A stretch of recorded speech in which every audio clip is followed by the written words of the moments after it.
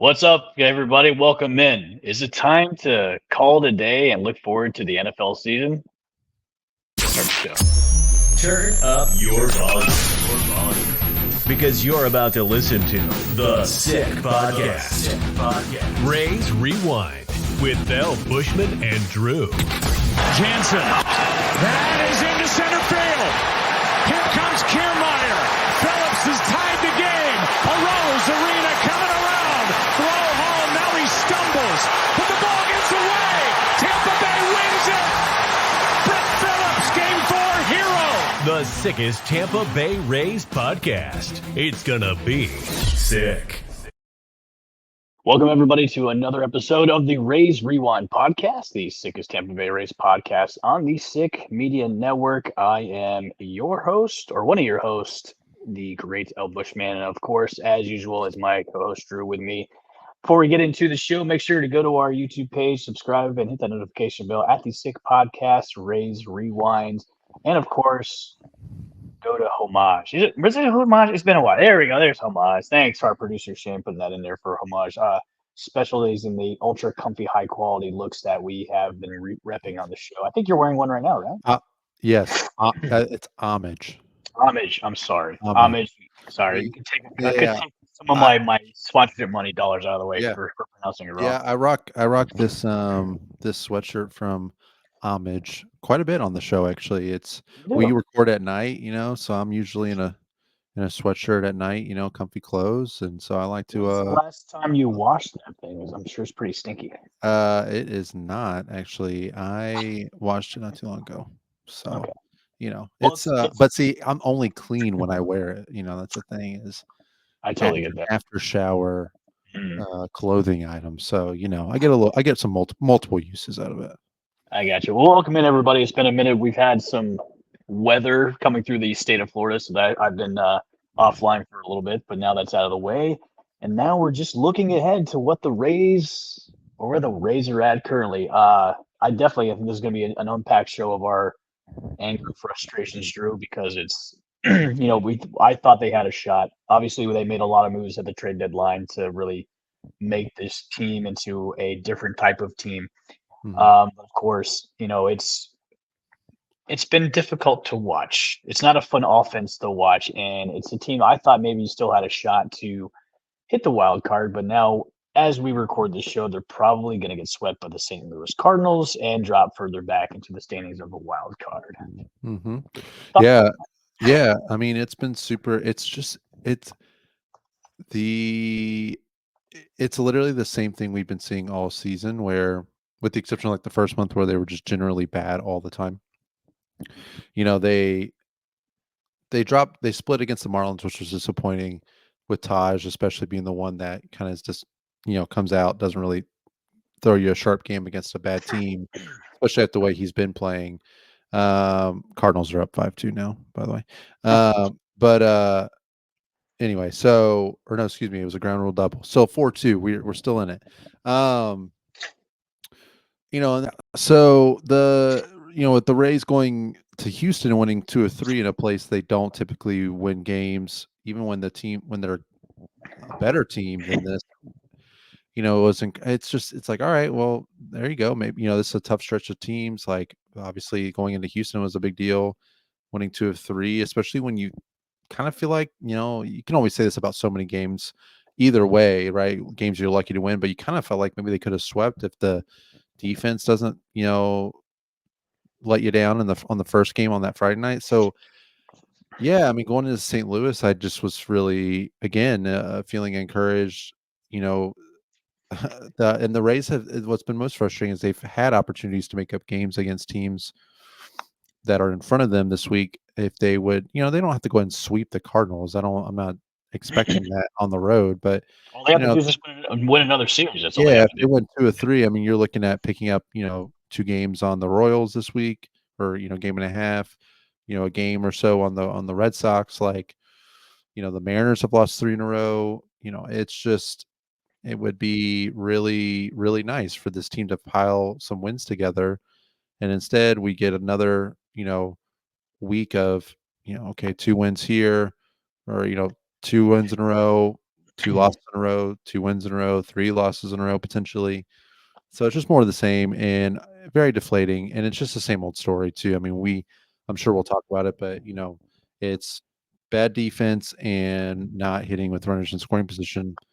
I was just about to say that it's just not bringing runners across home base, and that's been like I think the narrative this past season, especially with the offense, and now I think with the underwhelming bats right now in this offense, where it's not fun to watch. It's not a fun offense to watch at all. So I mean, if you're going to the Trop this weekend against the Baltimore Orioles, what you're just going to see kind of like a vanilla offense. That's not going to be exciting. You're going up against a a team that's probably going to make a deep playoff run. And hey, and when that first game back home, we're going to face Zach Eflin, who didn't have some nice words after getting traded about the fans at Tropicana Field. One of the things that's been frustrating me too, Drew, is they're in this spot, and if they're at this point where they keep falling back, and the offense there's no spark at all. They haven't been doing really much anything. It's like, why are we still leaving Junior down in AAA, where clearly he's producing at a high level, where it's like, we might as well just bring him up just so that way he can get some reps in before next season, and maybe it can still maybe give the Rays a little bit of a spark, because there's still about a month and a half left in the season. Maybe bring him up. Maybe they can go on a run, but just I think the fans are clamoring for it. I think it's about time they need to do it, but it's just it boggles my mind that they haven't said, okay, we're gonna bring him up just to maybe get a spark out of the offense. It blows my mind because he's ready. I think it's more than Yeah. I mean, they were clear from the jump that he wasn't going to be on the team to start the season, but I think given his offensive prowess, he probably you could have made a case that he could have been on the roster much earlier in the season, if not at the beginning of the season. Understanding or at least by after the trade deadline moves that they did. Yeah, I mean, okay, we're going to bring him up now. We've been clamoring for him since, I believe it was the week they lost to Chicago and Milwaukee, and they were going to the City Connects. And I think I remember doing a show about, Junior, just the need to get him up there for a spark. All the same reasons we're saying now, except now there's a much clearer path for him because of the trades. And so the fact that they didn't follow up, and I get he's been hurt this season, the quad's been lingering, that obviously played a part in, I think keeping him down as long as it has. But I think it just depends on what they want to do. So like what their game plan is, what the big picture is, because they have the rookie of the year compensation thing to worry about now. So, they put it in for service time manipulation to avoid it, but somehow I feel like it could work at a certain point in the season, almost works opposite, where now you're almost as a team, like if you don't really think you're going to compete, because as much as they have said, oh yeah, we still are in it, like we're still going to compete and we're still going to do this, I think they really do know they're not good enough to compete. So what's the point of bringing him up now if you truly really don't think you're good enough to make a run and that he's a difference maker for that? What's the point of bringing him up now to where he loses that rookie status going into next year, and you don't have the opportunity to win, to get that compensation? So if that really matters to them, if that's something they look at and say, hey, that could be a really good competitive edge for us, down the road, that, hey, if he wins the rookie of the year, we want to give him that opportunity, then there's really, they can just BS their way to September, the end of August, whenever, and say, okay, hey, now he's ready. I'm a little confused on the rookie eligibility. I know that there's a certain amount of at bats. I think it's 90 at bats or something along those lines. I'm not sure how many it is, but yeah, I know what you're talking about. But then it's also, if they get called up in September, it doesn't 130 at bats, and 45 total days on the active major league roster. But I know that like if it's like a September call up, it doesn't necessarily factor the same way. So I don't know how that works. Regardless, if they're concerned about that and they want to maintain that for next year for him, I think that's going to play a part. I think that's kind of like the Super 2 would earlier in the year. That's going to play a part in if they'd rather just wait to keep him down, keep him down and wait to call him up to where that is still on the table for next year. If they truly believe that they are good enough to make a run and they want to, then there is no reason that he should be down in AAA. I think the biggest thing that I struggle with as a fan and wanting to see him, there's nothing exciting about this team as it currently stands. All the exciting pieces were traded away, which is fine. I don't blame them for that. I think they did a great job in what they did at the deadline. But there's no reason to watch this team outside of Taj Bradley right now. And so you're talking about bringing up a guy that's immediately going to bring a spark to the team, you would hope. And it's not, and the fan base. It's not that he's a come out and be a world beater, but like just some energy would be great. And he's going to do that for you. Um, I get frustrated because everything that we've heard about why he's down still revolves around his defense. They want him to work on his defense and play every day. And, supposedly, we've seen prospects come up and they don't click right away. And it's, they get sent back down like Jackson Holiday. There's all this excitement. And then, hey, it's actually a pretty big adjustment. And they don't want to do that with Junior. They want him to stay up. All that makes sense in a vacuum. But when I look at the team now, what I'm seeing on the field now, the lack of offensive production from players that are playing his direct position, Jose Caballero hitting in the 100s over his last 39 games. And he's like one of the worst on the team with runners in scoring position. Taylor Walls obviously is more of a shortstop, but he factors into the infield equation right now. He's obviously atrocious at the plate and, just not providing enough on defense at this point to merit him getting regular at bats. Curtis Mead's out there, and it's great to see him get some at bats, regular at bats, because for a long time they just treat him like a lefty specialist. But he's kicking the ball around. He's had, technically they're not errors, they weren't scored errors tonight and last night, but they were plays that he should have made in the infield and they were scored hits. He's kicking the ball around and he's had a history of doing that in the infield. Do you think at this point it's just like, look, the reason why we're not going to bring him up is we're kind of waving the white flag, like the unofficial white flag of we're just looking at 2025, and we don't want to risk him coming up and maybe getting injured, and then we're screwed for next year.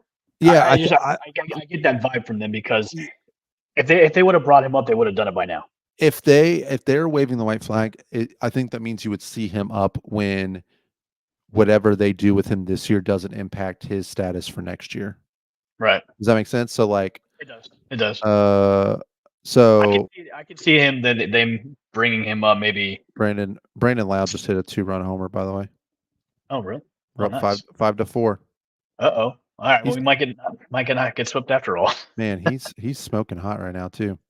Well, I would say this with him, it's like ride the wave while it lasts because he's such a streaky hitter, just like Randy. So so I think I would say going back to Junior though. I think if they were going to bring him up, I would say it would be a late September call. That way, he's up for the last few weeks. Yeah, you get a taste of Junior, and then that's that. Yeah, I mean, I think that is where and maybe there's a part of this where they really what they're saying about him playing defense and getting, working on his defense and all the things, supposedly the quality of pitches.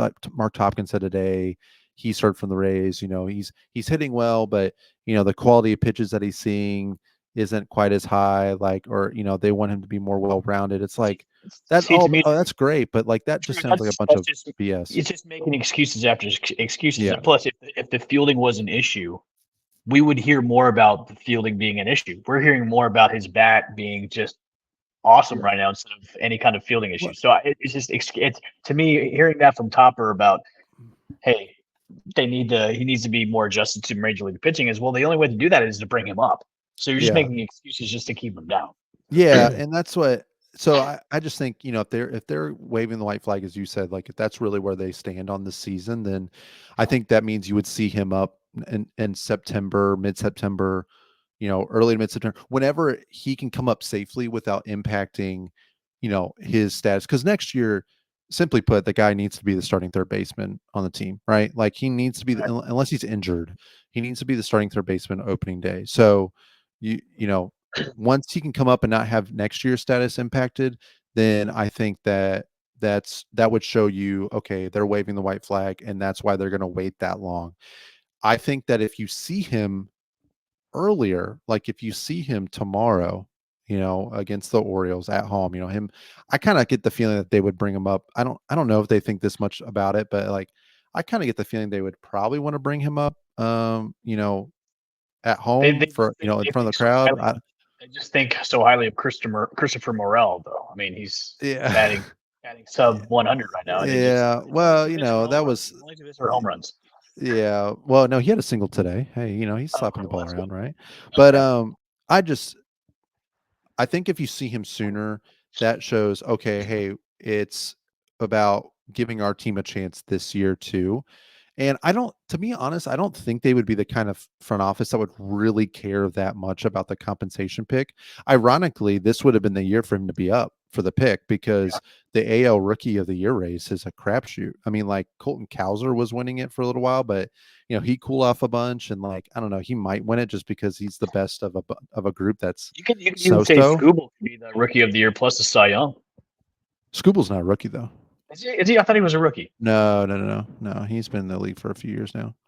Okay. Plus, you get service time when you're on the 60-day, when you're on the injured list, and with he had Tommy John or some sort of elbow surgery, so he's been around for a little while. But this would have been the year. Like, hey, if he just puts together an above average season as a rookie, like he probably could have won it. So I don't know if they really care about that. I'd like to think they don't because, frankly, like you said, like there's just so many more intangible things that he would bring to the team and to the fan base right now that are so important, I think. Especially with the And fans that are it's looking for a new fan favorite. Right now, I think a lot yeah, of people are really more excited to see Pete Fairbanks than a lot of the other players on the team. So if you're trying to yeah, trying to generate some new and fan favorites, why not bring up Junior instead of yeah, everybody's kind of like and he's who do been we? up, and that's the thing Yeah, too. He's been up and seen, like, that's the other thing about the big league pitching. Like he's been in the big leagues. They brought him up for like a week last year, and so like he didn't do that bad, and that was when he was even younger and even more inexperienced. So I just, it's funny, if he hits home, if I've been watching some of his highlights and he's pointing to his wrist, like it's time, when he hits a home run round the bases, like it's time, Tampa, to call him up. I have heard through a couple different interviews, Baseball America was listening to a podcast. They were talking about him and Junior Caminero, and we were watching him at one of his games, and they were saying how impressed they were with how engaged he was in the game because, in AAA, I mean, guys, they're obviously a team game, but they're obviously caring about trying to advance themselves, and AAA game can be kind of tough to stay attentive, and they said that he was every pitch, he was living and dying with every pitch, engaged, and I think that's what that's I great want to to see out of hear. a new franchise player. And Somebody like and that. in a little nugget too that I remember reading earlier in the summer when he was rehabbing down in the complex, in July.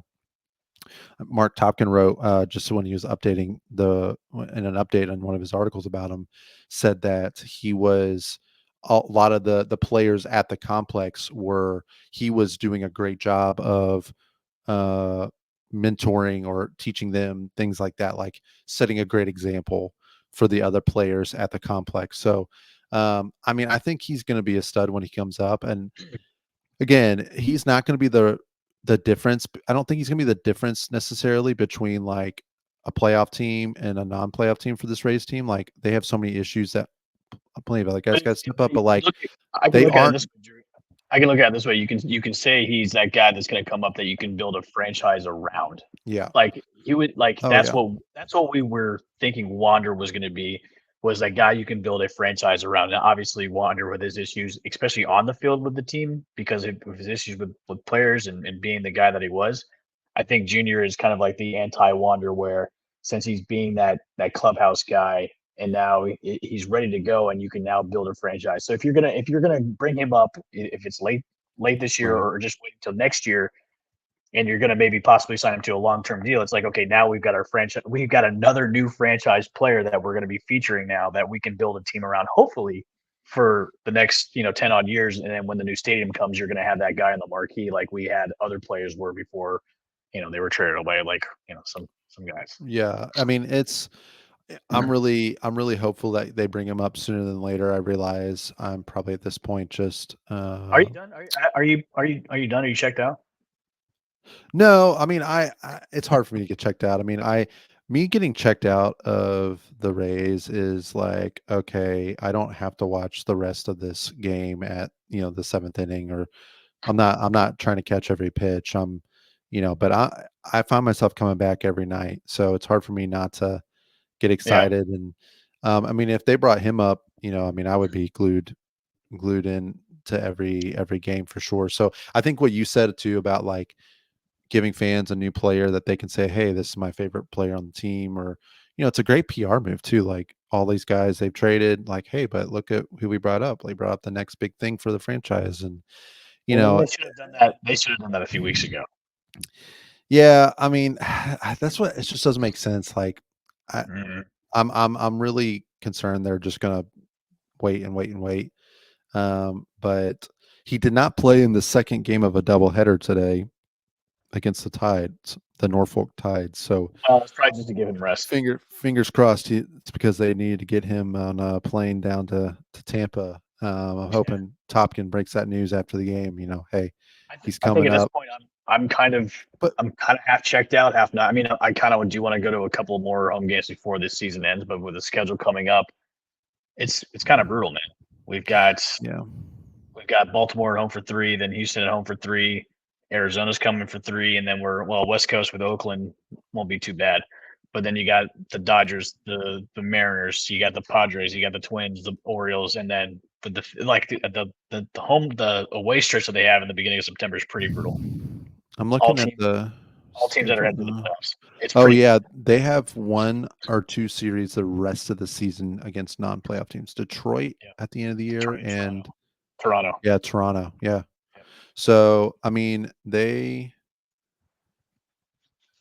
yeah, I'm looking too. They get a bunch of tough pitchers coming up too. It's going to be that's the thing. Man, yeah, it could be a brutal next 6 games, 6 or 7 games here. I mean, the season could be over by the end of next week, for all intents and purposes. So, um, yeah, bring Junior Caminero up, and it gives us something to root for and cheer for, because right now this team ain't it. And I'm sorry, but his defense can't be worse than what we've seen from Curtis Mead or some of the other players on this team. So, See, that's my other yeah, kind of question that I would like to ask, like the front office is, if his defense is that questionable, what about the product that's already on the field? yeah, Like that's question. Like that defense is questionable. So it can't. His defense can't be as bad as what we see on the product right now. So to me, it's just like we're just they just don't making want to bring him up excuses. because they're making excuses. And if they're at this point, I would say if they're going to bring him up, it's going to be last week of August, maybe early September, just to have him up, just to save a little bit of face and say, hey, this is our new guy. This is the guy that's going to be the next generation for 2025, and this is what you guys have to look forward to looking for next year. Hmm. Because I think if they weren't going to bring him up after the trade deadline, then they weren't going to do it at all. Yeah, yep. I mean, it's either now because they think like, hey, let's just do it. Let's bring them up. Let's Yeah. try and make a run here, or it's not until early to mid September. And unfortunately, I'm with you. I kind of think it's going to be the latter. I hope I'm wrong. And Topkins says, hey, he's going to be at the Trop tomorrow, batting. I mean, because that's the thing too, is like real, like honestly, if he's in this lineup right now, like where is he batting in the lineup? That's the other indicator. Is he's batting in the top half. I mean, you're not He's going to got bat him. You would only bat him. You would only bat him lower for the sake of doing like a left right thing that they got going on right now with Diaz and Lau and Morel and Lowe and all that stuff. So you could see him being maybe fifth to keep that balance, but like that's the lowest he's going to be. So you're telling me this guy that's good enough to bat in the top half of your lineup, you're just saying, oh, we're not ready for him yet. Cause like you're telling me Curtis Mead did all these things and down in AAA. You know, like he showed you enough defensively and he showed you enough offensively. That's what I don't get. Like, I mean, with Christopher Morel, is he that bad? He's that bad that Christopher Morel's better than he is in defense and batting. well, I And mean, it's just an you're going to example. see, yeah, I mean, Christopher, he's going to be in the lineup. You know, they're going to keep him up there no matter what. But it's like, I don't understand how somehow Junior hasn't passed these tests and maybe the bar's higher for him in AAA because of how good he is and they want to Yeah, but really, like but why? So what's the ceiling of that bar? Like how much I don't more know. do you have to look at to get him up here? I don't That's my know only because question. you can't tell me that somebody like Curtis Mead's come up and done all the things they're asking Junior to do in AAA. Curtis Mead went and did them and proved to them that he's good enough to be up here. Because now I'm not saying I don't want Curtis Mead up here because I'm actually happy he's getting regular at bats. Hopefully more in the future. But like if that's the guy that's keeping you guys from calling Junior up, to me that just doesn't compute. Like that doesn't make any sense to me. Um, so because again, the team needs offense, the team needs power. They need somebody that can actually hit the ball out of the ballpark, can provide some offensive threat to pitchers. And he literally is the definition. He's like literally the solution to all those problems. Now, he's 21. He's not going to come up, chances are, and be incredible, but it's just, are we putting the best team out there right now? That is clearly not the case. And that's what's frustrating. And, you know, I hope that they move quickly on them. But, you know, again, like we've said, I think Rays fans are going to have to wait a few more weeks. I think they might Unfortunately. have to wait. I think they might have to wait till next year. To be honest with you. Maybe we can do an emergency podcast tomorrow because Junior's coming up and we can say like, hey, look at us. We predicted the future. Yeah. I mean, every time we talk bad about the Rays, they start to do good again. So It's true. So It's true.